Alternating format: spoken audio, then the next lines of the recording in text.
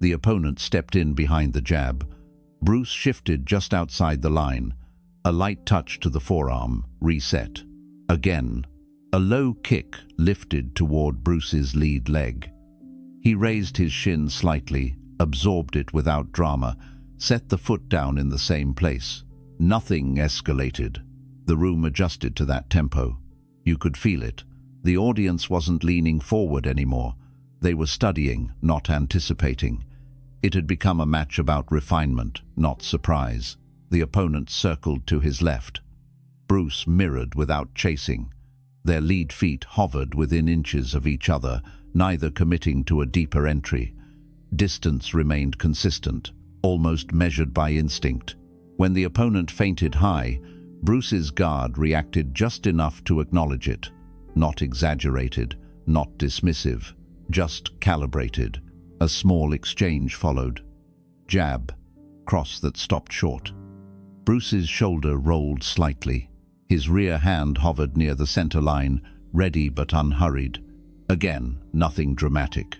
The opponent attempted a slightly longer combination this time. Jab, cross, low kick. Bruce stepped off at the second beat instead of the first, causing the low kick to brush against air. The contact wasn't clean, but it wasn't a miss either. It lived in that narrow space between success and failure. They reset. The floorboards gave a faint echo with each shift of weight. Shoes sliding, not stomping. Controlled breathing, not gasping. The opponent's eyes stayed focused on Bruce's upper chest, reading movement from the shoulders down. His posture remained tight, efficient, economical. Bruce's posture remained loose, but not careless. His elbows hung slightly lower than expected. His hands floated instead of locked into position. He looked as if he were waiting for something that hadn't arrived yet. Another entry. The opponent advanced 2 steps instead of 1, closed the gap marginally faster, threw a jab that grazed Bruce's glove. A second jab followed more assertively. Bruce absorbed it on the forearm and pivoted out just enough to reset the angle. Still balanced, still clean. There was no sign of frustration from either side. No heavy breathing, no forced exchanges. The opponent tested the body next. A quick dip of the level. A probing strike toward the midsection. Bruce shifted his hips back half an inch. Not a full retreat, just enough to reduce the impact. His eyes never left the opponent's line of movement. They separated again. The tempo felt identical to the opening minute. Pressure, response, reset. Even when Bruce stepped in briefly with a straight lead to test range, it wasn't thrown with urgency. It touched, it measured, it withdrew. The opponent answered with a firm guard, blocking without overreacting. The crowd's understanding deepened. They thought they had mapped the structure of the fight. The opponent applies disciplined pressure. Bruce uses angles and timing to neutralize. Neither commits beyond what's necessary. It felt like a chess match with symmetrical pieces. A short exchange along the center line brought them closer than before. Forearms touched, shoulders brushed. For a second, it seemed like the fight might compress into tighter quarters. But both men disengaged almost simultaneously. Not out of fear, out of awareness. Distance restored. The opponent nodded slightly. Not a gesture of approval, more of acknowledgement. He had seen the same thing the crowd had seen. Control. Bruce's expression did not change. No nod, no adjustment in posture, just the same quiet focus. Another minute passed in that rhythm. Small feints, small counters. A jab parried, a kick checked, a pivot answered by a mirrored step. Everything made sense. Everything felt predictable in the best possible way. The audience had begun to believe they were watching a technical stalemate, a study in balance. If there was going to be a shift, it would come from power or speed. That's what they assumed. But neither man showed signs of chasing power. Neither chased speed. They stayed inside the same framework. And because the framework held steady, no one questioned it. It felt stable. And stability, in a fight like this, feels permanent. until it isn't. Around the second minute, the exchanges tightened. The opponent began increasing output slightly, not recklessly. Just one extra movement added to what was already working. A second jab after the first. A slightly deeper step before the low kick. A faint shoulder twitch before committing forward. It wasn't aggression, it was adjustment. He was testing whether the rhythm could be pushed without breaking. Bruce continued answering the same way he had before. Slip, parry, angle, reset. But something subtle began to change. His breathing slowed, not visibly dramatic. No exaggerated inhale, no theatrical calm, just a longer exhale between exchanges. A quieter inhale through the nose. His chest rose less noticeably. His shoulders stayed loose. The stance shifted by inches. His lead foot angled a few degrees more outward. His rear heel hovered slightly higher off the floor. The change was small enough that you wouldn't see it unless you had been watching his feet from the beginning. The next exchange looked identical to the previous ones. The opponent stepped in behind a measured jab. Bruce slipped, but the slip happened a fraction later than before. Not late enough to be hit cleanly, just late enough to change the feel of contact. The glove brushed closer to his cheek than it had earlier. The opponent noticed. He stepped in again with the same sequence. Jab, pause, cross. Bruce didn't counter immediately. He waited half a beat. The cross extended into space that had already shifted. It missed by less than an inch. From the outside, it looked like the opponent was still landing near the target, still competitive, still inside the margin. But the margin had narrowed.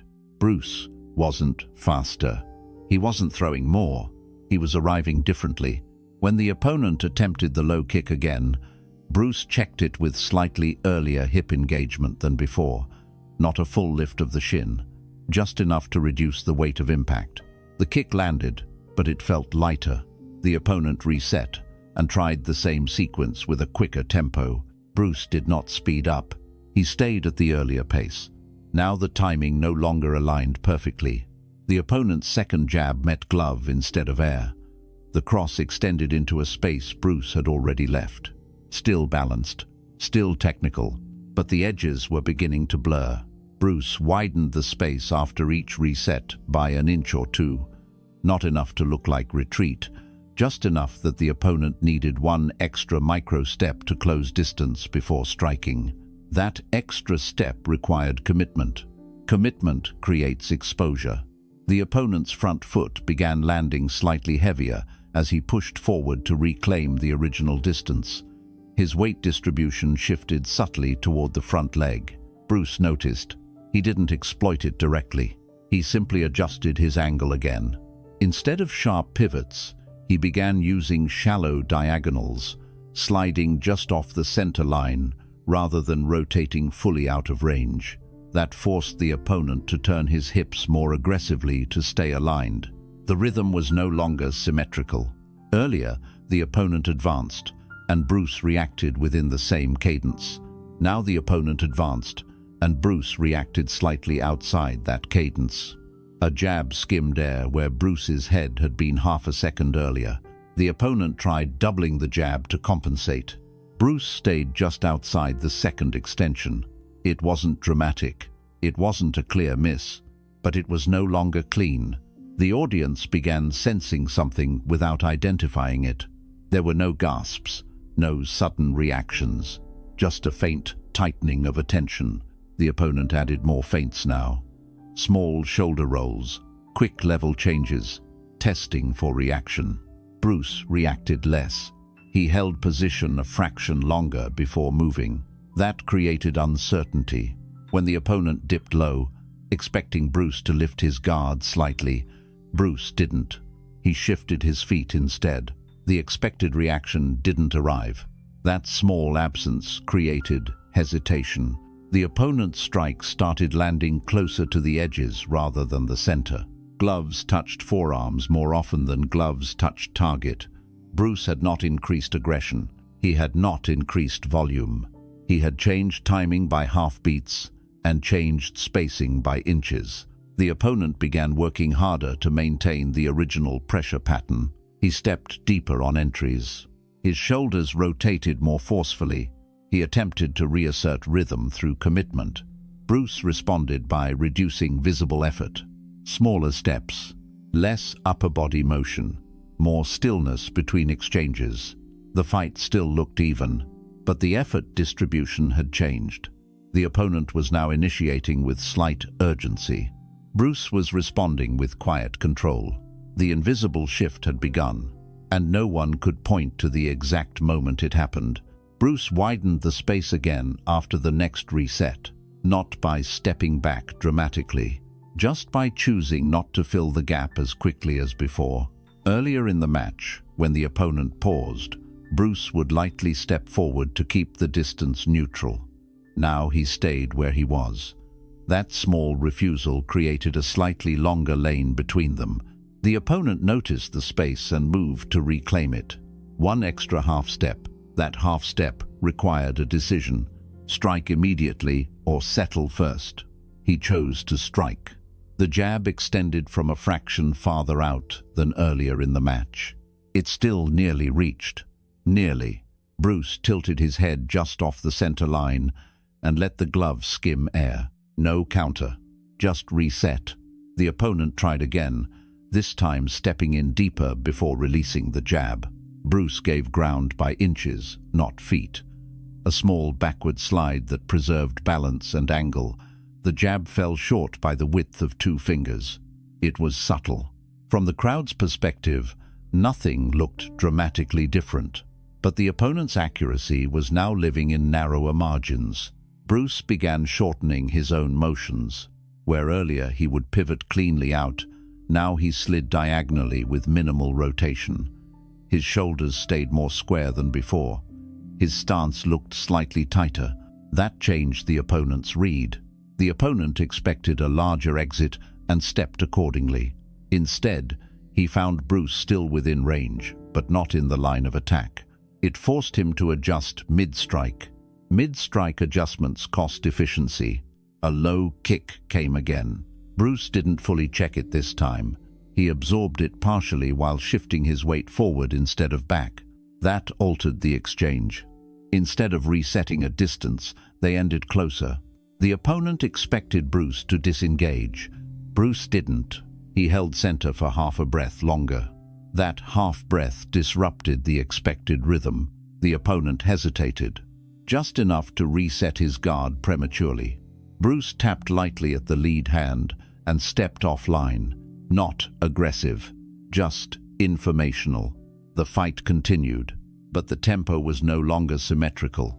Earlier, each exchange had a clear beginning and end. Entry, contact, separation. Now the endings blurred. Bruce would disengage at unpredictable moments, sometimes earlier than expected, sometimes slightly later.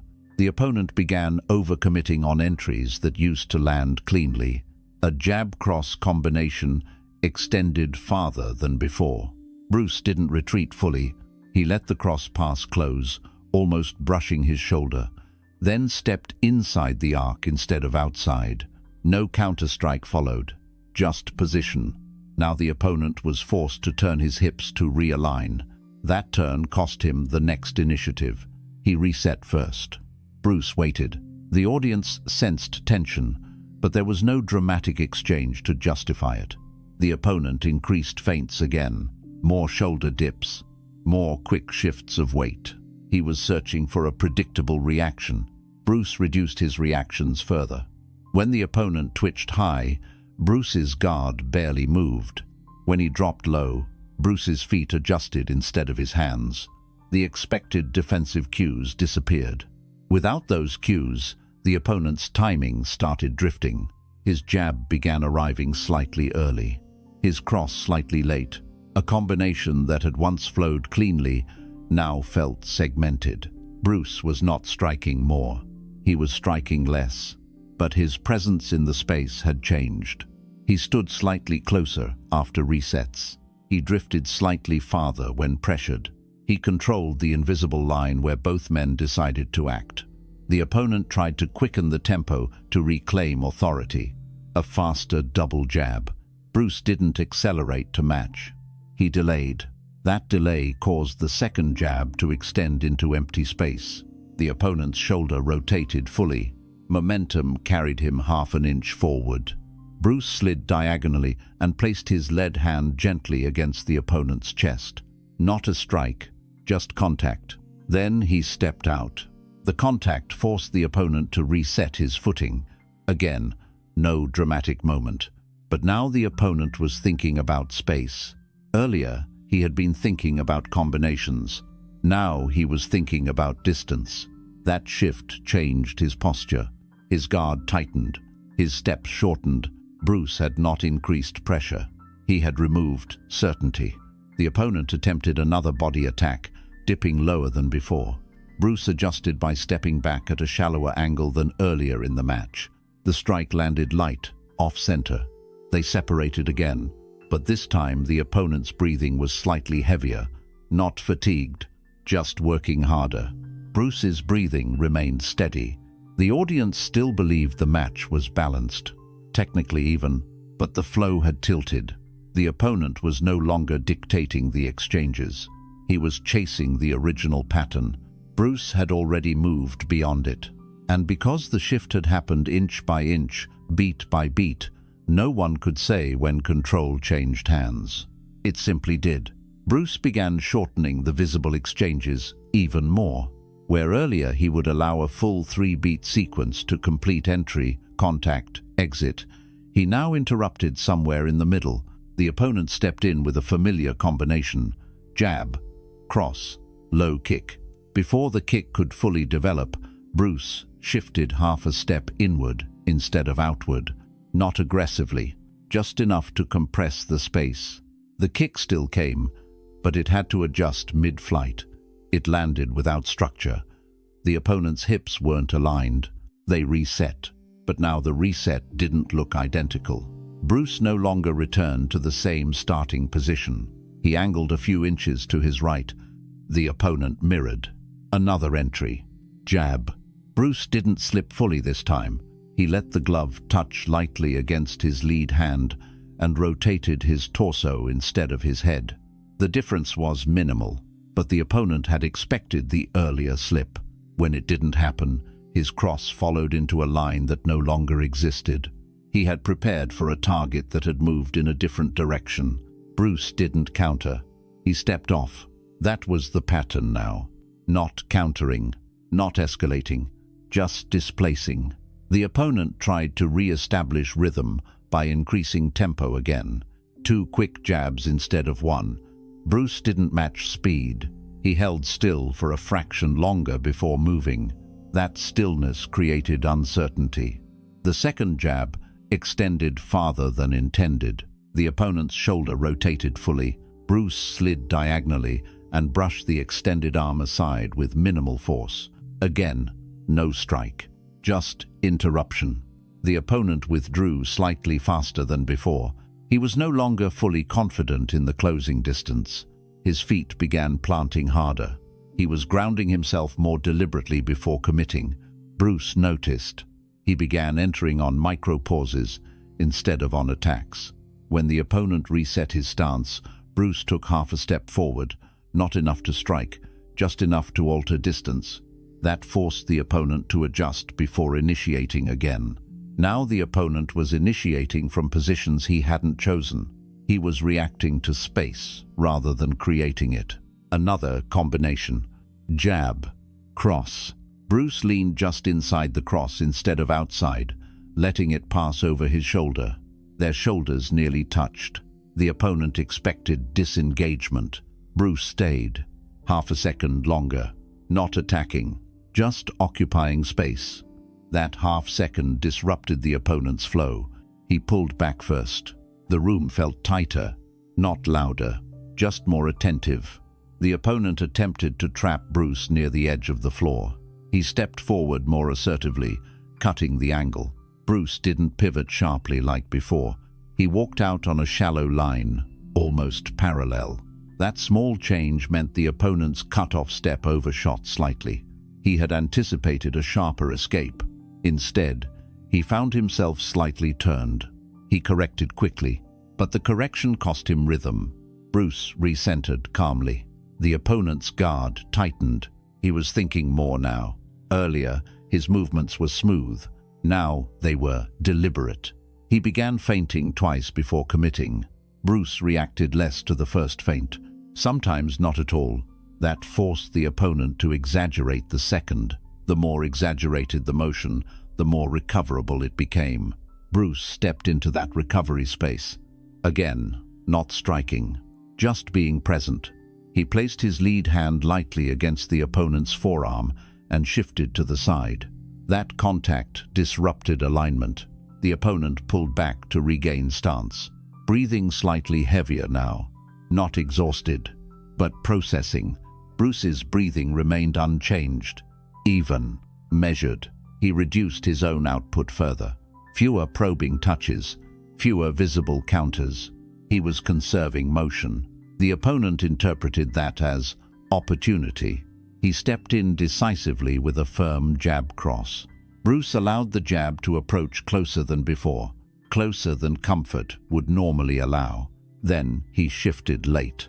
Not dangerously late, precisely late. The cross extended into space that had already rotated. The opponent's hips overcommitted slightly. Bruce stepped inside the arc and placed a short, controlled touch against the opponent's ribs. Not powerful, just clean. They separated. No dramatic reaction. But that was the first unmistakably clean touch in several exchanges. The opponent felt it. His posture adjusted subtly. Shoulders tightened, chin lowered further. He began initiating from slightly farther out.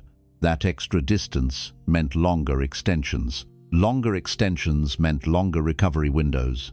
Bruce continued sliding diagonally instead of pivoting sharply. The fight no longer had a symmetrical rhythm. Earlier, it was exchange for exchange. Now it was initiation, followed by disruption. The opponent attempted one more aggressive entry, stepping deeper than before. Bruce didn't retreat fully. He shifted half a step, rotated his torso, and let the energy pass. The opponent had to turn to face him again. That turn cost him initiative. Bruce stood centered, relaxed, not triumphant, not aggressive, just in control of the invisible line where decisions were made. The audience still saw balance, but the balance was an illusion. One man was adjusting to changes he couldn't name. The other had already moved past the original structure of the fight. The shift was complete. No announcement, no visible break, just a different game being played on the same floor. By now, the exchanges looked almost identical to the opening minutes. If you stepped into the room at that moment, you would assume nothing had changed. Two disciplined fighters, measured entries, clean exits, controlled contact, but the structure underneath had shifted completely. The opponent initiated again, a familiar sequence. Jab, cross, low kick. Bruce responded, but not in the order the opponent expected. Instead of slipping the jab first, he held center a fraction longer. The glove brushed closer than before. Then he shifted outside the cross, not sharply, just enough. The low kick came into a leg that was no longer carrying weight. No counter, no flourish. Reset. But the reset happened on Bruce's terms. The opponent paused slightly before stepping back in. That pause hadn't existed earlier. He was checking distance now, measuring more deliberately, confirming angles before committing. Bruce stood in the center of that hesitation without forcing anything. Another attempt. This time the opponent tried changing the tempo himself. A quicker double jab, stepping deeper on the second beat. Bruce did not match speed. He slowed.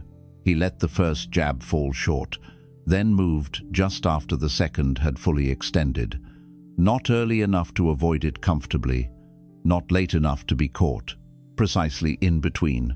The opponent's shoulder rotated fully on that second jab. His weight shifted forward. Bruce didn't strike hard. He placed a short, straight lead against the opponent's chest and stepped off at a shallow angle. The touch wasn't damaging, but it interrupted balance. The opponent recovered quickly, but he had to recover. Earlier in the fight, Bruce had been reacting to pressure. Now the opponent was reacting to interruptions. The rhythm had inverted. They circled. The opponent attempted to trap him again by cutting the angle more decisively. Bruce didn't escape sharply. He walked through the line at a calm diagonal, forcing the opponent to turn twice to realign. That second turn created a moment of disorientation. Bruce didn't capitalize with force. He simply recentered first. Whoever recenters first controls the next exchange. The opponent stepped in again, this time with more commitment. He wanted to re-establish authority. A firm jab. A cross thrown with intent.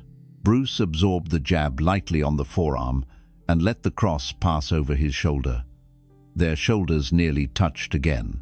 But this time, instead of disengaging immediately, Bruce remained in close range for a breath longer. He shifted his stance slightly inward. That shift forced the opponent to choose quickly. Clinch or retreat. He retreated, not dramatically, but instinctively. That instinctive retreat signaled something subtle. He was no longer dictating engagement. He was protecting space. Bruce stepped back into neutral posture, relaxed, hands floating, breathing unchanged. The opponent's breathing had grown more visible now. Not heavy, just more noticeable. The kind of breathing that comes from thinking through each movement. He tried another entry, but the combination felt forced. Jab, cross. Bruce didn't even fully evade this time. He let the jab brush against his glove and stepped inside the cross again. Not aggressively, just decisively. The opponent had to pivot out. Again, he was the one resetting first. The crowd sensed something had shifted, but they couldn't point to a dramatic moment. There was no knockdown, no sudden burst of domination, just a quiet change in who controlled timing. Bruce was no longer reacting to the opponent's tempo. He was creating micro-pauses. He was deciding when exchanges ended.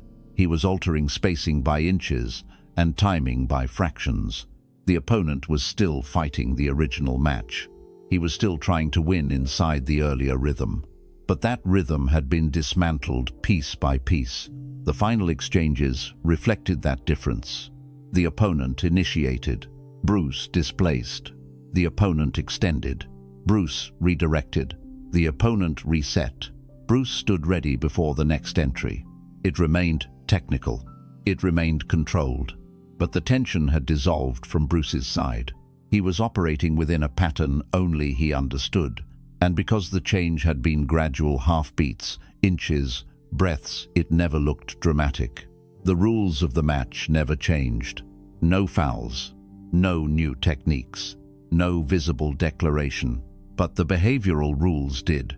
Bruce stopped participating in the shared rhythm. He removed predictability. He shifted distance without retreating. He altered tempo without speeding up. He controlled engagement without escalating. The opponent never realized the shift happened. He just felt increasingly out of position, increasingly late, increasingly reactive.